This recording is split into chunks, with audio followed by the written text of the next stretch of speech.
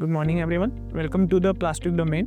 Today, I am going to discuss one of the most common technique, which is known as bulk polymerization. So, before discussing the bulk polymerization, I want to show you some of the plastic parts, which is this is the automobile part. This is the radiator shroud, which is made up of nylon 6X. This is the spoons, which are made up of polystyrene. This is the paper clip, which is made up of ABS. This is the cloth clip, which is made up of polypropylene. This is the container, which is made up of polypropylene. You all know that these are the materials from where we develop the plastic product.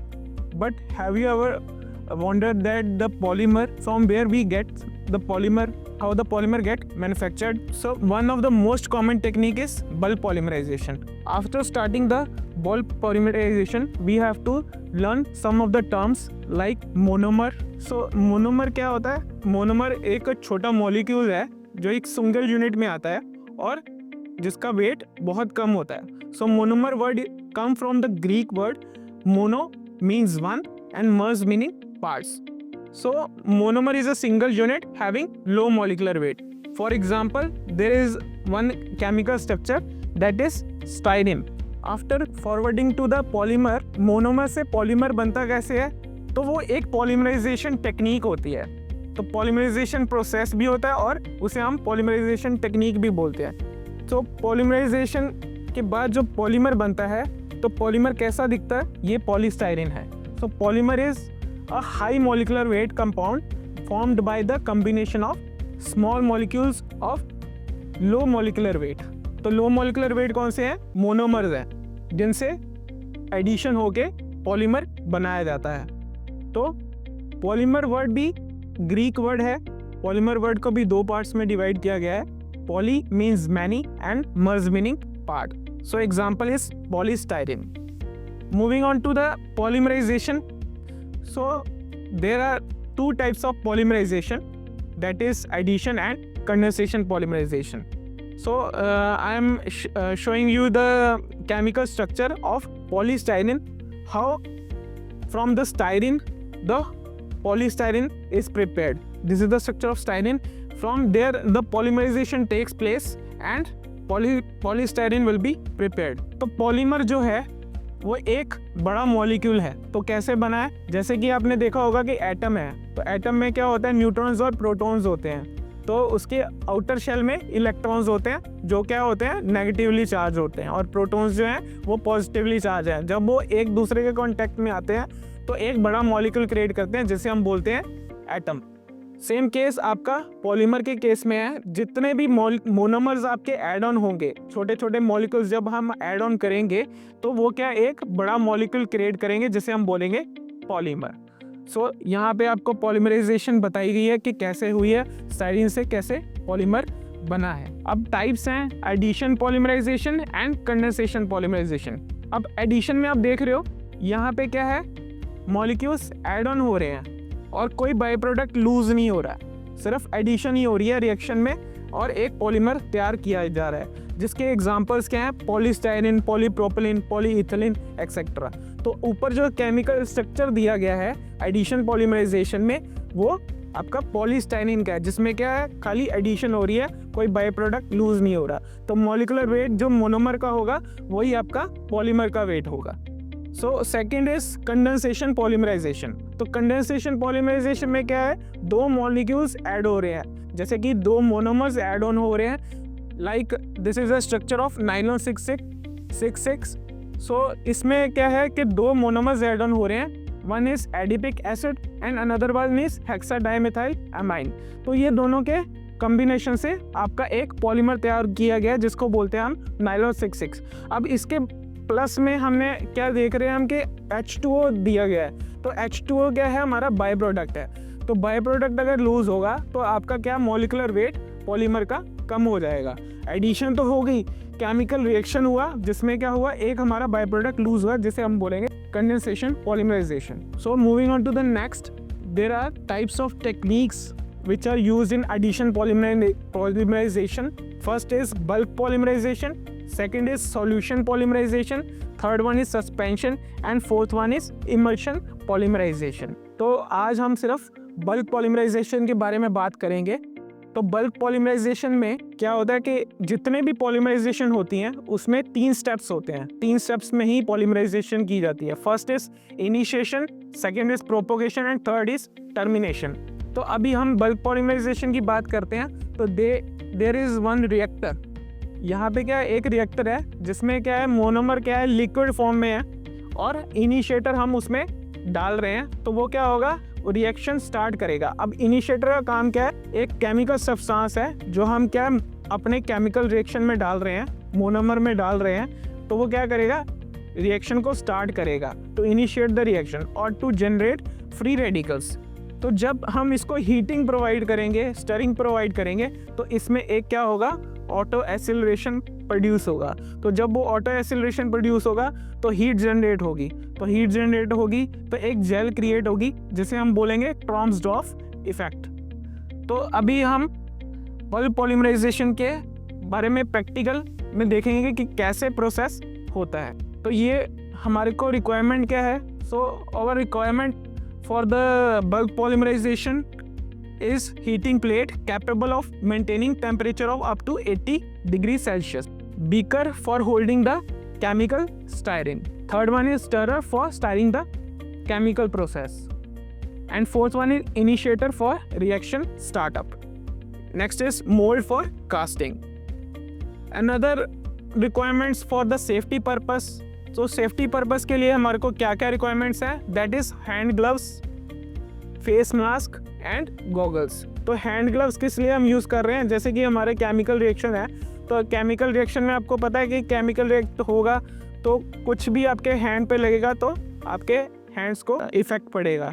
तो उसको बचाव के लिए हमारे को क्या है, gloves use करने हैं। Second is face mask. तो फेस मास्क हम तभी लगा रहे हैं कि हमारे को कोई रेस्पिरेटरी प्रॉब्लम्स ना हो, उसकी वजह से हमने फेस मास्क यूज़ करना है, क्योंकि केमिकल रिएक्शन हो रही है तो कुछ गैसेस रिलीज होंगी जिसके कारण हमारे को रेस्पिरेटरी इफेक्ट हो सकता है। Third one is goggles.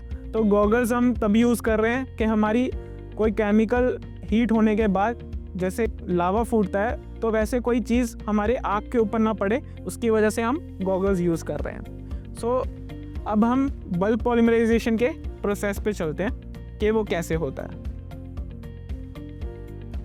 So let starts with the bulk polymerization process.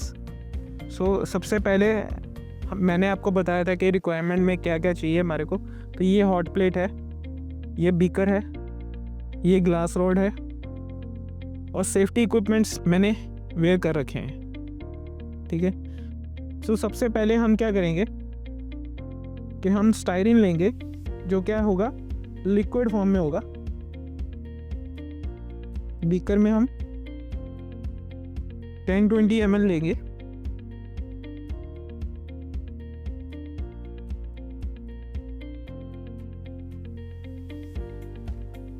After taking monomer in liquid form, we will put some initiator.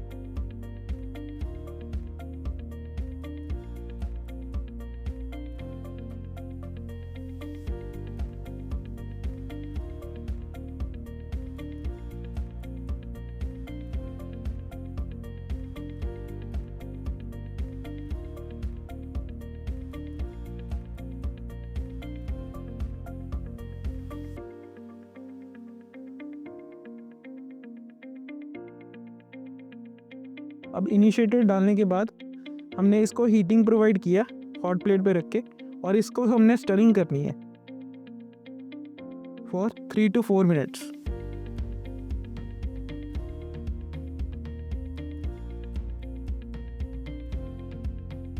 जब तक आपका इनिशिएटर मोनोमर में डिसॉल्व नहीं हो जाता।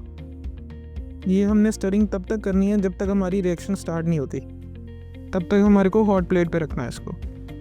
अभी आपने देखा कि सबसे पहले क्या था, आपका मोनोमर जो था वो क्या था, लो विस्कस स्टेट पे था। तो जब हम इनिशिएटर डालेंगे, हीटिंग प्रोवाइड करेंगे, रिएक्शन स्टार्ट होगी तो वो क्या होगा, धीरे धीरे उसकी विस्कोसिटी बढ़नी चालू हो जाएगी जब वो रिएक्शन स्टार्ट होगी। ये 80 डिग्री सेल्सियस पे हो रहा है।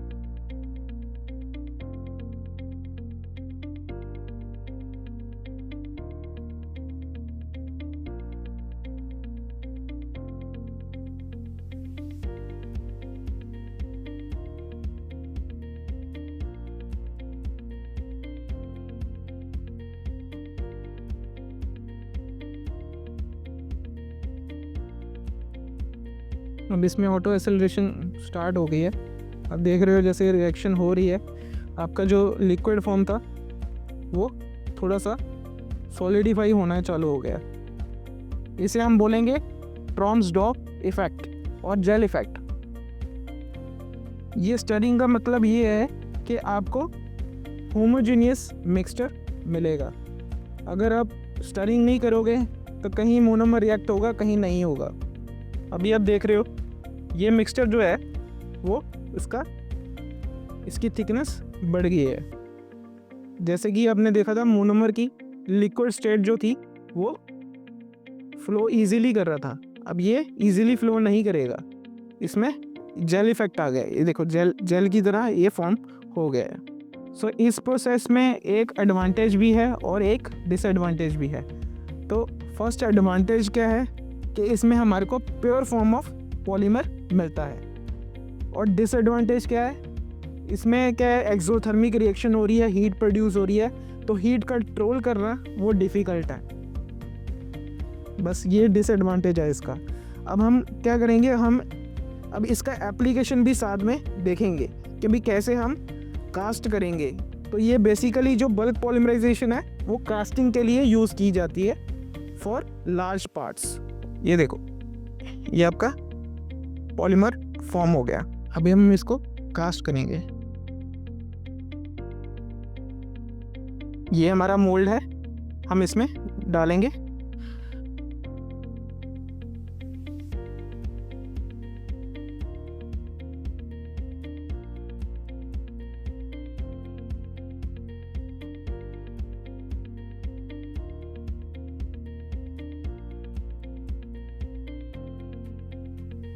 तो विद इन 2 और 3 मिनट्स हमारा जो है प्रोडक्ट भी तैयार हो जाएगा मोल्ड के ऊपर। ये हमारा मोल्ड है, इसमें हमने कास्ट किया।